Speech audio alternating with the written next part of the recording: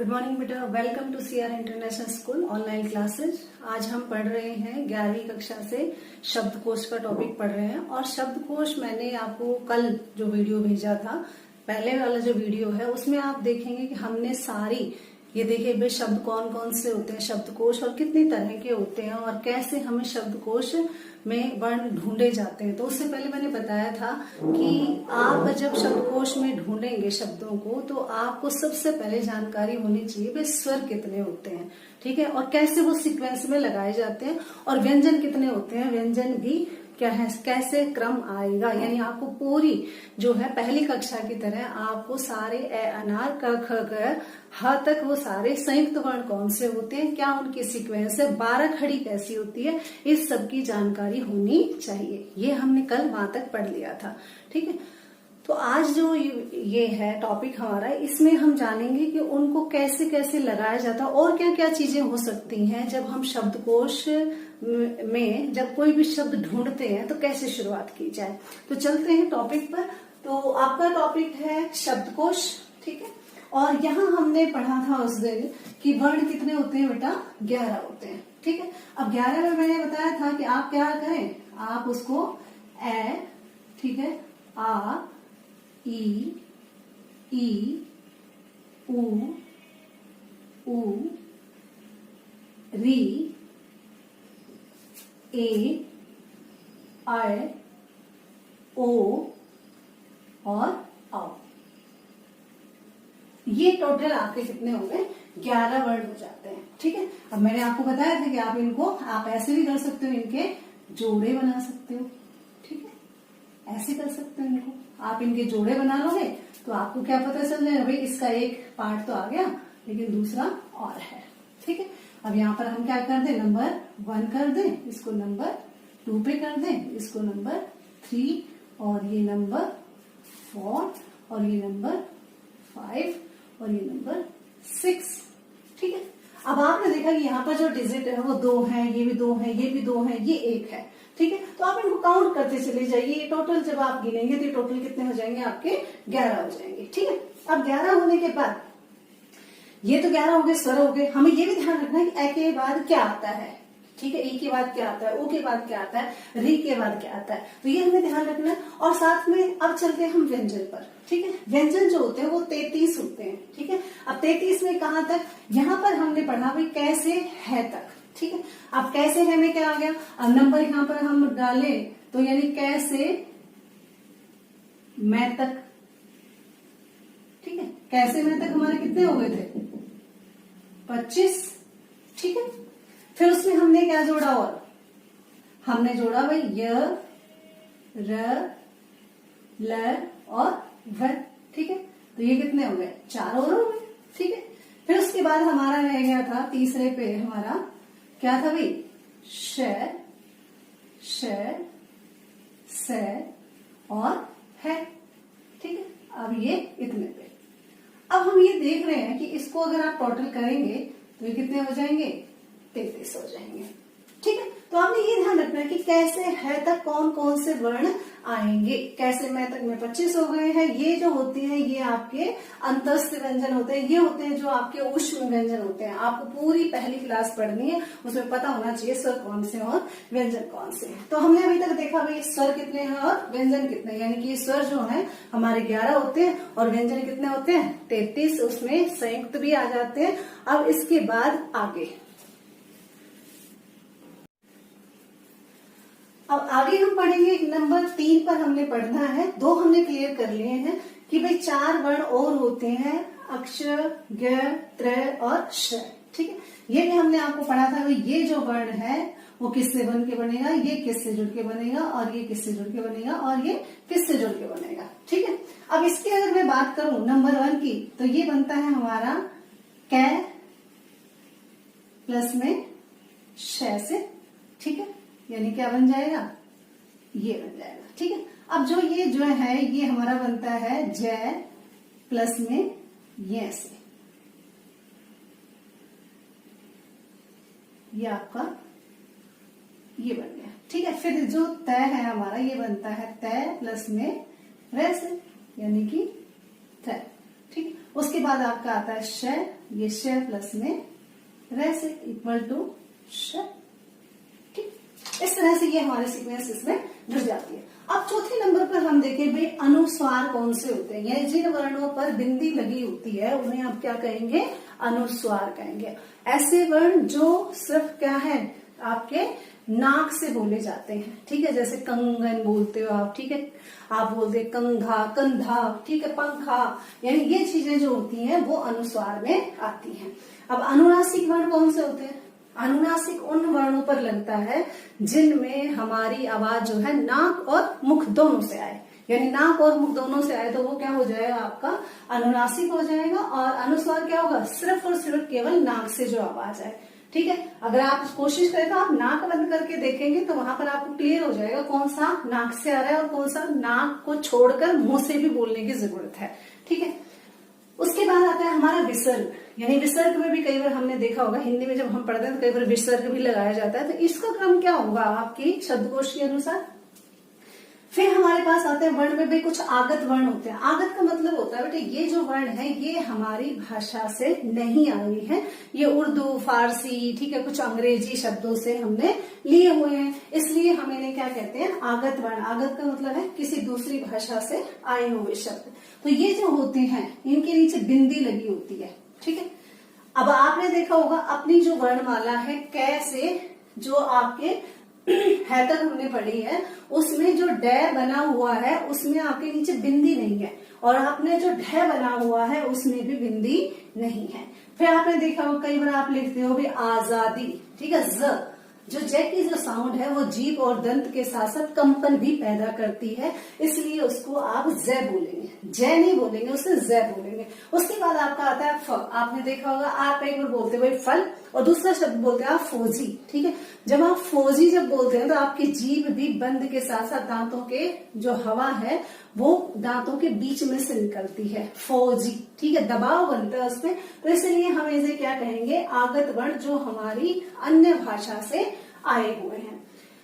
अब जब आप शब्दकोश देखें इनकी जानकारी लेने के बाद, ठीक है, इनकी जानकारी जब आपको पूरी हो जाएगी तब आप देखेंगे शब्दकोश को देखना है आपने, और शब्दकोश को जब आप देखेंगे तो सबसे पहले क्या आएगा। अब उसने बताया कि सबसे पहले आप जब शब्दकोश देखेंगे तो आपको पहले इनको ध्यान रखना है। ठीक है, यानी कि अंग, ए, विसर्ग और ये, यानी कि ए जो वर्ण है वो सबसे पहले आना चाहिए, जिस पर बिंदी लगी हुई हो या उस पे नासिक लगा हुआ हो। ठीक है, अनुस्वार हो या अनुनासिक हो या विसर्ग हो या ये आगत वर्ण हो, तो ये जो चीजें हैं ये सबसे पहले ली जाएंगी, क्योंकि ए पर लगी हुई है। मान लीजिए आ पर लगी हुई है तो सबसे पहले आप आ पर लेंगे। ठीक है, ए आ पर नहीं है और मान लीजिए सीधी कै पर लगी हुई है तो आप कै लेंगे। ठीक है, इसी तरह से आपने शब्दकोश में ध्यान रखना है कि सबसे पहले इन वर्णों से शुरुआत हो। अगर दिया हुआ है तो नहीं दिया हुआ तो कोई बात नहीं दिया हुआ तो अगले वर्ण पर चलते हैं। ठीक है, इसके बाद बाकी के स्वर आएंगे और फिर उसके बाद क्या आएगा, व्यंजन आएगा, यानी पहले ये सारे स्वर उसके बाद व्यंजन। क्लियर हो गई ये चीज। अब आगे चलते हैं रे का। हाँ जी बेटा, आगे हम देखते हैं कि रे का प्रयोग, यानी कई बार आपने देखा होगा कि जब आप हिंदी पढ़ते हैं तो रे आता है कई बार। ठीक है, अब रे भी कई तरह का होता है। रे तो एक तो होता है सिंपल रे, जैसे आपका होता है ये रे ले, जैसे मैंने अब यहाँ पर लिखा ये वाला जो रे है ये क्या है, ये भी रे है। ठीक है, जब आप लिखते हो भाई रमन लिखना है तो रे मैंने रमन लिखते हो, आप नाम लिखते हैं। तो इसी तरह से रे जो है उसके अलावा भी हमारे पास हिंदी वर्णमाला में और भी तरह के रे होते हैं जिन पे मात्राएं लगती है। अब ये जो रे है ये आपकी शिरोरेखा है और शिरोरेखा के ऊपर इस तरह से आपने कई बार रे देखा होगा। ठीक है, इसे बेटा रेफ रे बोलते हैं। क्या बोलते हैं, रेफ रे। ठीक है, यानी ये जो होता है ये रेफ रे कहलाता है। अब रेफ रे जो कहलाएगा कहते ये अधूरा होता है, यानी कि ये वर्ण पूरा नहीं होता, ये आधा होता है। और आधे के लिए हमने बताया कि जब भी हमारे पास वर्ण आधा होगा तो हम उसके नीचे क्या लगाएंगे, हलंत लगाएंगे और हलंत का प्रयोग करेंगे। ठीक है, मान लीजिए कोई भी वर्ण आप ले रहे हो, मान लीजिए आप च लिख रहे हो, तो अगर आपको इसको आधा लिखना है तो आप इसके नीचे क्या लगाएंगे, हलंत लगाएंगे। ठीक है, तो इस तरह से कहते हैं कि इसके नीचे क्या लगना चाहिए, हलंत। अब हम उदाहरण देख लेते हैं। उदाहरण मैंने यहाँ पे दिया है भाई, मान लीजिए वर्ण आ गया आपके पास, कर्म आ गया, ठीक है, तो आप डिक्शनरी में कैसे देखोगे? तो उससे सबसे पहले आपको क्या करना पड़ेगा, उसका वर्ण विच्छेद करना पड़ेगा। क्या करना पड़ेगा? वर्ण विच्छेद। अब वर्ण कैसे टुकड़े कैसे करते हैं, आपने छोटी क्लासों में फर्स्ट सेकंड में आपने पढ़ा होगा। तो कैसे करते हैं भाई, कै के अंदर क्या जुड़ा हुआ है? ए जुड़ा हुआ है, ठीक है। अब कै के बाद क्या आएगा? ए, क्योंकि कै से ही क्या है, ए जुड़ा होता है। आपको पता है कि सारे व्यंजन जितने भी हैं उनमें ए लगा हुआ है, ठीक है। तो कै प्लस में ए। अब आपने देखना है कि जहां स्वर है उसके नीचे हलंत नहीं लगाना, सिर्फ आपको जहां व्यंजन है उसके नीचे हलंत लगाना है, ठीक है। तो कै प्लस में ए हो गया। अब ये आ गया रे, क्योंकि साउंड इसकी आ रही है, ठीक है, साउंड इसकी आ रही है, तो इसका मतलब ये क्या है? आधा। जैसे मैंने अभी बताया कि ये जो होता है अधूरा होता है, अधूरा होता है तो हम क्या लगाएंगे? रे आधा लगाएंगे। फिर क्या आ गया आपके पास? मैं आ गया। मैं के नीचे आप हलंत लगाएंगे क्योंकि वो आधा है, और उसके बाद उसमें क्या जुड़ा हुआ है? ए जुड़ा हुआ है। तो इस तरह से इसका जो क्रम है, यानी ये जो रे है, ये रेफ रे जो होता है ये आधा होता है, और लिखने में हम हलंत का प्रयोग करते हैं। अब यहाँ पर आ जाइए, एक और रे होता है, यानी ये तो जो था ये आपका रेफ रे हो गया, लेकिन इसके साथ साथ आपने देखा कि ये जो रे होता है इसे, यानी कि ये जो रे है इसे आप क्या कहोगे? पदेन रे कहते हैं, ठीक है। पदेन रे कहते हैं, ये पूरा होता है। पूरा का मतलब ये रे प्लस में ए मिलकर बना हुआ है, ये आधा नहीं है। हलंत नहीं लगाएंगे, हलंत लगाएंगे लेकिन ए को हम अलग करेंगे तब, ठीक है। उसके बाद इसलिए इसको लिखते समय हम रे प्लस में ए लिखेंगे। जब हम वर्ण विच्छेद करेंगे, ठीक है, तब हम इसे क्या लिखेंगे? रे प्लस में ए करेंगे। अब उदाहरण को देखते हैं। मान लीजिए आपका वर्ण आ गया कि भाई प्रण वर्ण है, और प्रण शब्द को आपने क्या करना है? वर्ण विच्छेद करना है। अब वर्ण विच्छेद करेंगे जब हम कैसे देखेंगे? तो आप देखिए यहाँ पर पै लिखा आपने, पै के बाद क्योंकि पै आधा है उसमें रे जुड़ा हुआ है, और रे भी क्या है? आधा है, और फिर ए है, यानी कि जिसमें वर्ण में मात्रा लगी होती है तो वो क्या कहलाता है? आधा कहलाएगा। फिर उसके बाद क्या है हमारे पास? अणे है, अणे को आप हलंत के साथ लिखिए, फिर उसके बाद ए लिखिए। इस तरह से हम रेफ रे और पदेन रे दोनों को वर्ण विच्छेद के माध्यम से इस तरह से लिखा जाता है। यानी पै में रे हो तो उसे पदेन रे कहेंगे, अगर ऊपर सिरो रेखा के ऊपर है तो उसे रेफ रे कहेंगे। हाँ जी बेटा, तो हम चल रहे थे रे की बात। एक रे हो गया टाइप 1, टाइप 2 हो गया आपका खे। अब तीसरे तरह का, यानी कि जो थर्ड रे होता है वो कौन सा रे होता है? ठीक है, अब यहाँ पे नाम तो उसका नहीं है, लेकिन इसमें एक पहचान दी हुई है कि इस तरह का अगर निशान किसी भी वर्ण के नीचे लगा हुआ मिलता है तो उसे रे के लिए ही प्रयोग किया जाता है। उसके बाद वो ये कह रहा है कि ये जो चिन्ह होता है ये केवल टे और डे, यानी दो ही वर्ण हैं हमारी वर्णमाला में, टे और डे वर्ण पर ही मिलेगा या लगेगा, ठीक है। और ये शब्द के शुरू में ही लगता है, बीच में नहीं लगता, यानी कि इस रे से जो शब्द शुरू होगा वो स्टार्टिंग का ही होगा, बीच में या आखिर में शब्द नहीं आएगा। ये 100% है, ठीक है। तो वो कहते हैं कि इस तरह के रे के शब्द क्या होते हैं, या तो टे पर लगता है या डे पर लगता है, और अगर ये रे लगा हुआ है तो इसका मतलब कि वो वर्ण पहले आएगा, बीच में नहीं लगेगा। अब उसके बाद वो कहता है कि उदाहरण बताइए। उदाहरण में आपने देखा हो, जैसे आप ट्रक लिखते हो, ट्रेन लिखते हो, ट्रैक्टर लिखते हो, ट्रंक लिखते हो, ट्रकी लिखते हो।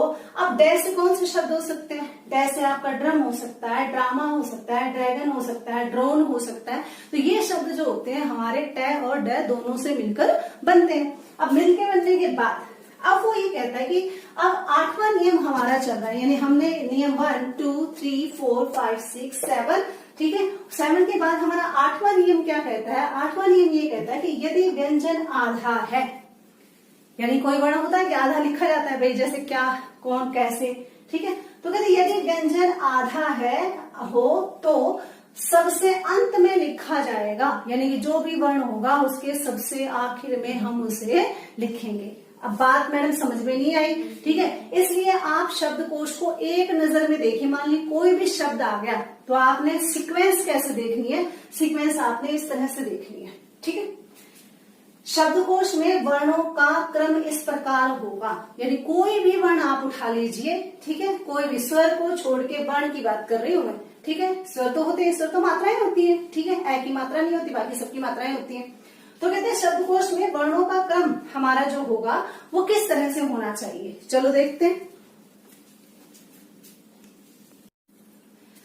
हाँ जी बेटा, तो शब्द के में वर्णों का क्रम जो होगा, मान लीजिए आपके पास क शब्द आ गया, ठीक है, पहला शब्द आपके पास क है, तो कोई भी मात्रा है कुछ भी, आप उसे कैसे देखोगे, तो आपने सीक्वेंस देखनी है, यानी नंबर 1 पर देखिए, उसके ऊपर बिंदी लगी हुई है, ठीक है, अगर नहीं है तो फिर अगला देखिए, चंद्र बिंदु लगा हुआ है, नहीं, फिर विसर्ग लगा हुआ है, नहीं, फिर सीधा क लिखा हुआ है, यानी कि वो पहले नंबर पर आएगा। अगर मान लीजिए उसके साथ मात्रा है आ की, ठीक है, या कंग भी लिखा हुआ है, तो सीक्वेंस फिर उस पे चलिए, यानी आपने सीक्वेंस यानी पूरी 12 खड़ी, ठीक है, क, का, की, कू, ठीक है, फिर री आ जाएगा, ठीक है, फिर उसके बाद के, कई, को, कौ, ठीक है, यानी पूरी 12 खड़ी आपने देखनी है। लेकिन उससे पहले आपने क्या है, अंग यानी कि बिंदी, अनुस्वार और अनुनासिक और विसर्ग के बाद क लेना है, ठीक है। ऐसे ही आपने अनुनासिक, अनुस्वार, उसके बाद का आएगा, ठीक है, क पहले तो क आएगा, ठीक है, फिर का की मात्रा आएगी, यानी कि ए आता है फिर आ आता है, तो ऐसे आपने देखना है।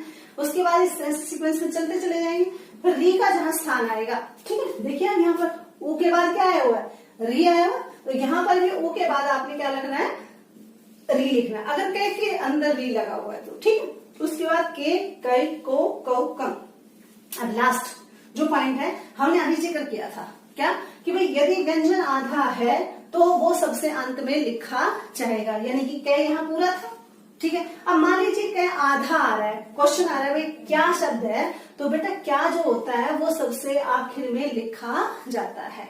इस तरह से आपकी क की सीक्वेंस होती है, यानी इस तरह से आप शब्दकोश को देखेंगे, इन नियमों को आप याद करेंगे, और इन नियमों को जब पूरी प्रॉपर आपकी माइंड में कॉन्सेप्ट क्लियर हो जाएगा, उसके बाद अगली वीडियो में हम शब्दों को, कोई भी शब्द होगा, हम शब्दों को लगाना सीखेंगे, वर्ण विच्छेद करना सीखेंगे। तो इन नियमों को अच्छी तरह से याद कर लेना, ताकि वहां पर आपको कोई कंफ्यूजन ना हो, ठीक है। और इसके जो वीडियो हैं, पहले वाला भी और ये वाला भी और आगे आने वाला भी, तीनों वीडियो आपने जरूर देखने हैं, क्योंकि इससे ही आपका क्या है, 4 नंबर का क्वेश्चन आएगा आपका पेपर में, तो 4 नंबर जो है वो आपके पक्के हो जाएंगे। और अगली वीडियो में हम क्या पढ़ेंगे, भाई शब्दकोश में शब्दों को कैसे लगाया जाता है, यानी पहले नंबर पर कौन सा होगा, दूसरे पर कौन सा होगा, उनका क्रम क्या होगा, सीक्वेंस क्या होगी, ये हमने अगली वीडियो में पढ़ना है। तब तक के लिए धन्यवाद।